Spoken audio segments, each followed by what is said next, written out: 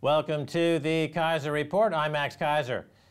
There, but for the grace of bad English, goes the Japanese banking system. So said the ASO in charge of Japan's finance ministry. He said that, and I paraphrase, Japan's banks emerged from the global credit crime crisis largely unscathed because managers did not speak English well enough to understand the complex bogus derivative contracts that the scamsters from Wall Street had successfully pushed on other suckers from around the world. Yes, what dumb luck for the Japanese banks to have avoided Jamie Dimon's interest rate swaps only to buy a boatload of Japanese government bonds. Oh, Stacy. Yes. So here we're going to introduce this first headline. Poor English saved Japan's banks from crisis. This is from Taro Aso, the finance minister, and he says many people fell prey to the dubious products or so-called subprime loans. Japanese banks were not so much attracted to these products compared with European banks, Mr. Aso told a seminar in Tokyo. Managers of Japanese banks hardly understood English. That's why they didn't buy, he said. Well, I can understand where he's coming from on that. You know, when I used to do a lot of French TV, I would call Jamie Dimon and Lloyd Blankfein curse words and names and all kinds of scatological references to their being. And the French, of course, didn't speak English, so they would just say, yes, I agree with you. That's fantastic. Well, but the other thing, of course, is that he could argue this. But the fact is also that the English-speaking bankers did not understand a single thing they were buying, or the pension funds or the small-time investors had no idea what all the gobbledygook of the, even though the words themselves were in English, it was all just a complicated mishmash of the words jammed together to hide basic, simple fraud. Well, you know, let's break this down a little bit more, because in Japan, they were not required to buy the collateralized debt obligations and all the flora and fauna of derivatives contracts that came out of the imagination and the ASO of many of Wall Street's financial engineers, because all Japan has had to do these past 10 years is to allow their interest rates to trade near zero, the cheapest interest rates in the world, to become what's called a funding currency. All these collateralized debt obligations sold by Goldman or JP Morgan or Deutsche Bank are financed with the interest rate cheap money of Japan. So Japan is the well from which all the cheap money comes to float the global quadrillion-dollar derivatives market, and it has been that way for 10 years, and this is why that bubble's about to burst. So they're not required to buy these derivatives that ASO is talking about. That's not their role. Their role is to finance the creation of these derivatives. And so the fact that he's saying, well, we didn't get into trouble because we don't understand English, he's just trying to make a joke that all our banks are somehow sound. They're not sound. They're sitting on all kinds of bad stuff because they've been the funding currency and the kamikaze currency called the Japanese yen. Kamikaze currency, Japanese yen. Well, Max, now the market language is the price signal. So I want to talk about the price signal that nobody no longer understands because it's no longer translatable. People aren't able to understand what is being said by the price signal. CME pulls wash trade proposal. Now, first of all, Max, what is a wash trade? Well, wash trades are a way to manipulate prices, manipulate markets. So let's say Google stock is at $600 a share or $700 a share. You throw in orders simultaneously to buy and sell, washing those orders at a price that you want the stock to go. So let's say the stock of Google is $600 and you want the price to go to $605. You throw enough simultaneously buy and sell orders at $605 until the price gets to $605. So if you have options that are going to pay off at a $605, and then you throw a lot of wash trades in to get the price to $605, then you make money without taking any risk. Or if you make a mistake, then the state bails you out. It's called communism in America. Well, that's what people will argue, that a free market is the price is always right. The price signal is correct because for every buyer, there's a seller. For every seller, there's a buyer. But here you're saying that the guy buying is also selling. He's trying to manipulate the price. He's trying to create a price. Now, the CME group introduced some voluntary reporting of your wash trades. So basically, they're making it a rule, but the CFTC has squashed this for now because they say wash trades are banned by U.S. law because they can feed false information into the market and be used to manipulate prices. Intentionally taking both sides of a trade can minimize financial risk for the trading firm while potentially creating a false impression of higher volume in the market. And Bart Chilton of the CFTC is saying that this is sort of what the high-frequency traders are doing. They're sending out loads of spoof trades and wash trades in order to create and benefit off from the rest of the market. They're scooping out wealth from the rest of the market. Right. Well, instead of a price resulting from buyers and sellers in a process called price discovery, price is determined first or calculated first or mentioned first, and then you fill in the trades to get to that price. But this idea of there's no buyers without sellers, let's get back to the Japan being a funding currency as it relates to the Federal Reserve Bank and Jamie Dimon. So Jamie Dimon at JP Morgan, they'll put on a bunch of wash trades using 0% money to get prices where they predetermine them to go through manipulation. And then the buyer and seller, or the buyer of all the debt that they use to get to that trade, is ultimately the Federal Reserve, which is backstopped by the Bank of Japan and ASO and a 0% interest rate. So that's where all the risk is. The buyers are the governments who are sitting on hundreds of billions and trillions of dollars of bad debt that they keep having to float and roll by quantitative easing. That's the buyer of all the wash trades, ultimately, that have been used to manipulate prices. And of course, the Edward Snowden scandal brings in the other dimension where allegedly firms like Booz Allen and others and Deloitte Touche and KPMG are involved in the data selling to make this even less risky. So in effect, quantitative easing is a sort of wash trade because here the government of the United States is issuing debt and then they're buying their own debt in order to create what they want it to be the price signal. They want to send a price signal about the strength of the U.S. economy, about the strength of the U.S. dollar, about the strength of the reserve currency of the world. Right. They say, look, it's deflation because interest rates are so low. But they're engaging in wash trades, selling debt and buying debt simultaneously to create that low interest rate that they say is deflationary. Meanwhile, they're inflating the biggest bond bubble in the history of the world, which is, as we've been saying and warning about, is in the process of bursting. Interest rates are ticking up, and this will be a fantastic, glorious collapse of the central planners of the Federal Reserve Bank and other central bankers. Well, the global, real, genuine world reserve currency, the world reserve money, has always been gold, and that's the other side of this trade of the wash trade, the one that actually can't be wash traded away. So we're going to talk about gold here in this headline because this is another price signal that nobody no longer understands. It's suddenly the price signals are speaking another language that nobody understands but the ones manipulating. So we're going to turn to a little clip from CNBC, and they interview Rick Harrison of porn stars? Yeah, Rick Harrison has a part-time job as a pole dancer over there in CNBC for Maria Bartiromo. She apparently likes well-endowed portfolios. Well, he's a pawn star, so he runs a massive pawn chain, and he has 4,000 customers a day just alone in his Las Vegas shop. So here's what he was asked by CNBC, what he thought of the falling price of gold. Is business different where you are because of what's going on?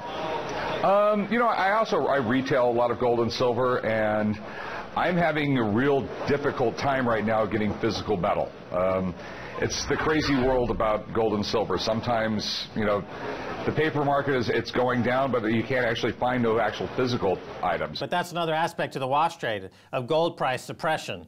If you want interest rates low and you want the price of the dollar to be high, you simultaneously, again, wash trading over different asset classes, price of gold to be lower. And as this gentleman points out from Pawn Stars, that the demand for gold has never been higher, but the price is dropping. That's a clear indication of price manipulation. Same thing with the bond market. The supply of bonds has never been greater, and the prices have never been higher in 300 years in the UK or 238 years in America. That's a complete repudiation of supply and demand and the price discovery and economics as we know it. We've seen reports over the past few weeks of unprecedented demand, tens of thousands of people lining up outside gold shops in China, in Dubai, in India, in Vietnam, in Bangkok.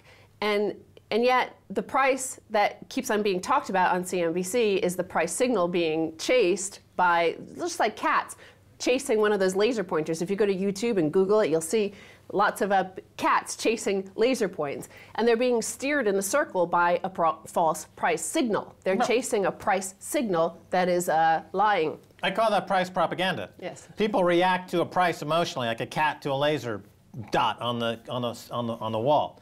And if you can manufacture a price, you can get the masses of people to pant like dogs toward that price. And if you see this Dow Jones at 15,000, and that's a manufactured price, you see all the YouTubers and the tweeters, clapping like seals on the beach, like, oh, that means something, arf, arf, arf, even though it's a price propaganda, it's meaningless. Well, and then finally here, in terms of understanding language and price propaganda, they combined in this final headline. This is a follow-up on the Anglo-Irish tapes, hashtag Anglo tapes.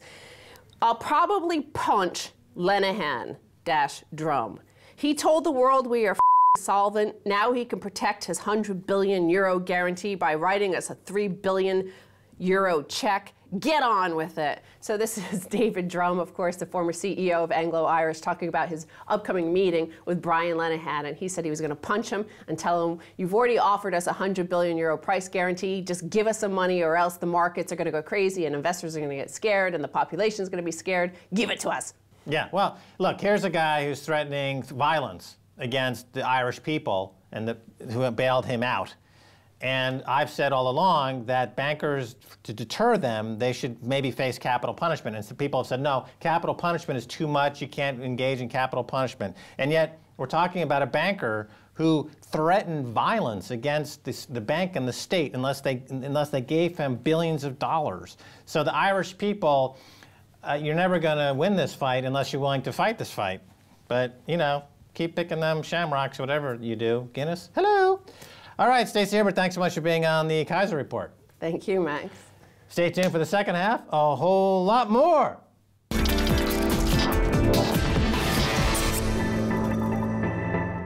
Welcome back to the Keiser Report. I'm Max Keiser. Time now to go to investing legend and fashion plate, Jim Rogers. Jim, welcome back to the Keiser Report. I'm delighted to be here, Max. All right, Jim Rogers, gold has had its worst quarter in 30 years. Is the bull market over?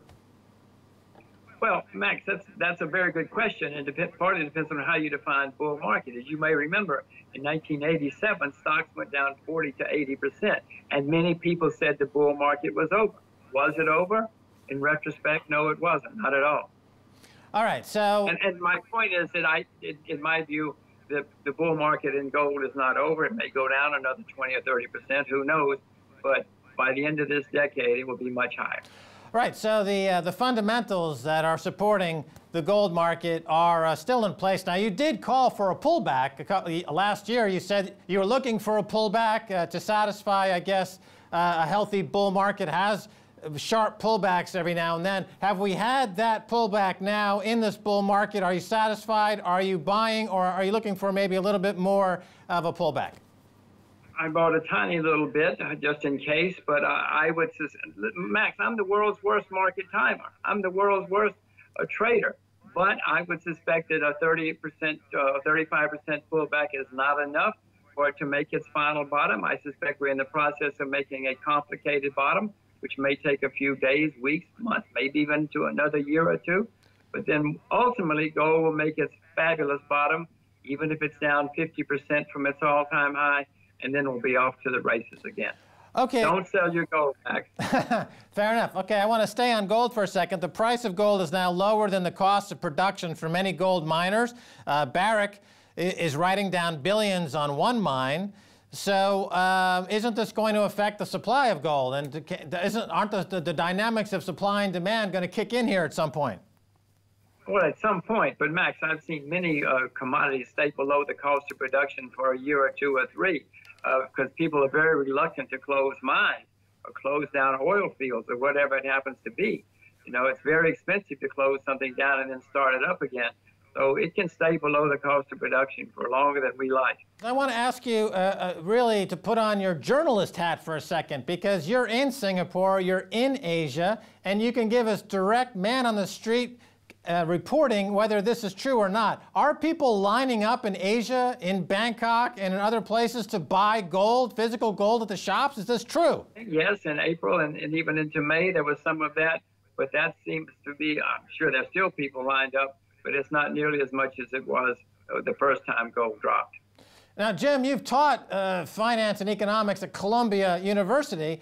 How is it that their demand for physical gold is so large and yet the price goes down? How is that possible, Professor Jim Rogers? Yes, the demand is large, but if you're talking about people in the shops buying gold, but there are more people selling the ETFs, and that's gold as well. A lot of people selling that form of gold, and that's why the price is going down. Gold has rarely, if ever, been set in the physical market, gold prices, any more than wheat has. Wheat prices aren't set in the physical market. They're all set in the futures market.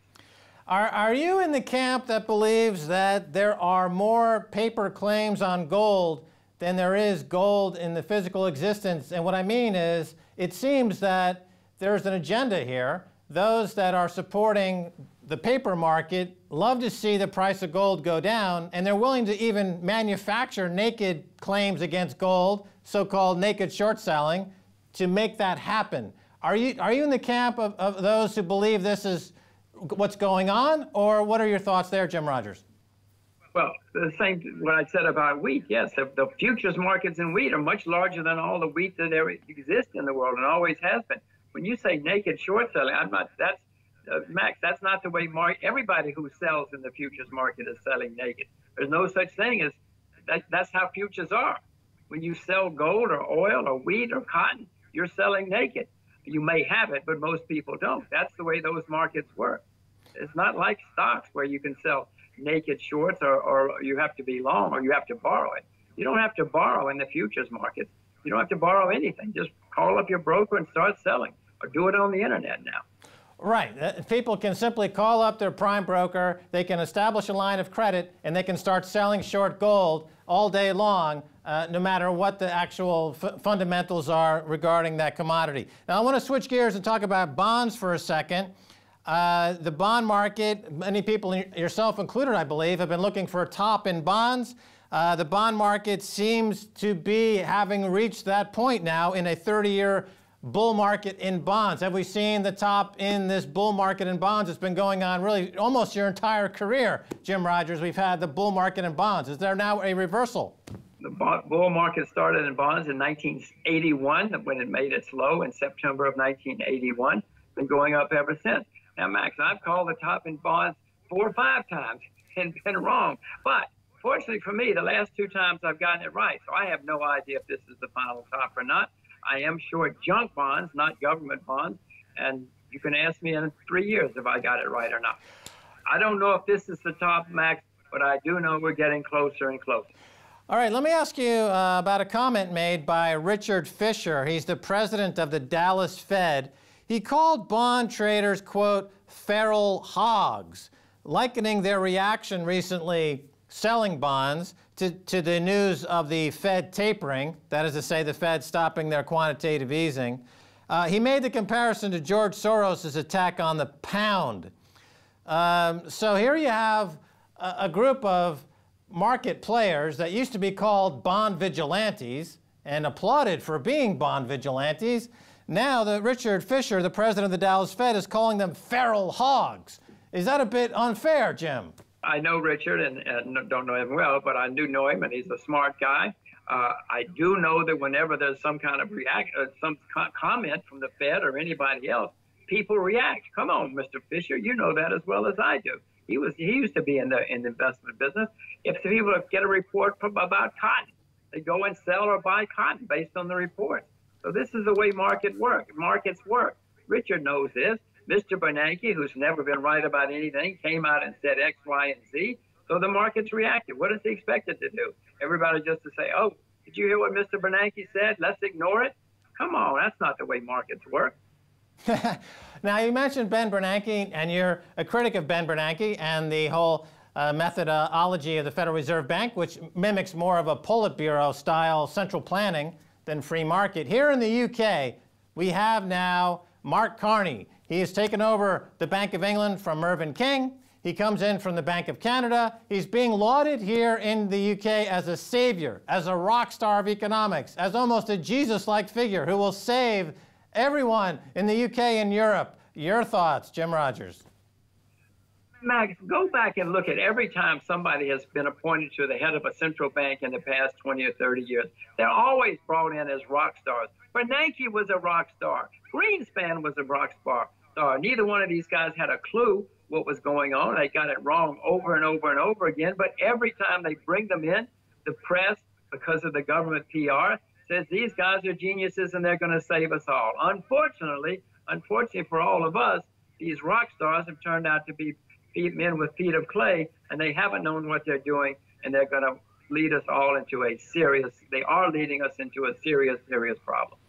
Well, Mr. Carney has said he will print money just like everybody else. That's not going to save us. Right. Now, it seems that the philosophy of these central bankers, including Mark Carney, is to look at asset prices and bond prices as their price signal that they work off of. But they don't seem to take into consideration other areas of the economy that are suffering. So they have a very myopic view of the economy and what they're supposed to do to manage that economy. How could these central bankers expand their purview to be more effective, or should we just get rid of them completely? Well, the world, let's go to America first. America's had 3 central banks in our history. The first 2 disappeared, as you know, and the world can get along without central banks. Now, these central banks, if we don't have central banks, Max, we have problems, obviously, could have problems. These central banks are worse than having no central bank at all. Fortunately, since they're making so many mistakes, at least in the U.S., we're going to get rid of them eventually. They're either going to go bankrupt because they're making so many horrible mistakes, or eventually the public's just going to say, these guys got us into such terrible trouble, let's get rid of the central banks, as has happened in the past. Let's look at the Japanese central bank, since that guy is hailed as the hero at the moment. You know, he has driven down the value of the currency, the Japanese yen, by 20–25%. Now, that's great for stockbrokers and people who own stock. But there are 125 million Japanese, Max, and every one of those people is now suffering because the cost of living is going up. Everything they buy, there's more and more inflation. Yeah, he's helping a few people, but he's not helping 125 million Japanese any more than Mr. Bernanke or Mr. Carney is helping the rest of us. All right, you mentioned Japan. Let's stay in Asia here and talk about China. It was recently reported that banks in China are relying on short-term funding, which may evaporate at any moment. It looks like a bit of a Lehman moment when suddenly short-term funding evaporates, and of course that was part of the 2008 crash. What's going on in China, Jim? I know you're an expert on China, but it really looks like are they in a credit crunch, or is that overstated? What's going on? Max, I'm not an expert on anything. I would like to be an expert on something, but China is certainly going to have problems. You may remember 15 years ago there was a big Asia crisis where most of the Asian banks were doing that. They were borrowing long and lending short, and the whole thing collapsed. I'm not sure that's what's going on in China right now. The Chinese government and central bank has been trying to cool things off for the past 3–4 years now. All you got to do is watch RT-TV and you would know that, and most people should know that. And finally, it's becoming to bear fruit. They're starting to cool things off. It looks like it, and people are coming to them and saying, wait a minute, this hurts, this hurts. Well, it's supposed to hurt, for goodness sakes. When you cool things off, somebody has to suffer. Somebody's overextended. I hope China this time stays the course and does get rid of a lot of the excesses that have developed in China. They have too much inflation. They have a property bubble. They need to clean things out. Let's hope they do. All right, Jim Rogers, we've got about a minute left. I wanted to ask you, again, something more of a philosophical question, putting your professor hat on for a second, and staying on China. China, the economy is really meeting now some environmental constraints. Now, according to people like Milton Friedman or other thinkers in economics, companies should never consider the environment. Their only obligation is to make a profit. That's their only obligation. But that kind of thinking in China and around the world is now meeting an immovable force called environmental catastrophe. So are you in the school where companies in China and around the world should just forget the environment, or they should try to mitigate their environmental damage, or is it time for another economic model, perhaps? Jim Rogers. Well, Max, if your goal is to make a profit, that's fine, but you can't make a profit if you antagonize all of your customers. If your customers look out the window and they see horrible pollution caused by you, they're going to buy from somebody else. So you have to balance everything. Mr. Friedman is exactly right. The goal of capitalists is to make money. But part of making money is keeping your customers happy. And China now is starting to spend hundreds of billions of dollars cleaning up the horrible environment that has been polluted both in the air and in the water. Somebody's going to make a fortune, Max, cleaning up China, because they're spending a lot of money solving that problem. Yeah, but those costs, of course, have been externalized off the company's balance sheet. It ends up on the government's balance sheet, and then the people end up paying this through higher taxes. So there's a bit of a mismatch with incentives and rewards. But anyway, Jim Rogers, we're out of time. Thanks so much for being on the Keiser Report. Thank you, Max. Let's do it again sometime. All righty. And that's going to do it for this edition of the Keiser Report with me, Max Keiser, and Stacy Herbert. I'd like to thank our guest, the legendary Jim Rogers. If you'd like to get in touch, tweet us at Keiser Report. Until next time, Max Keiser saying bye, y'all.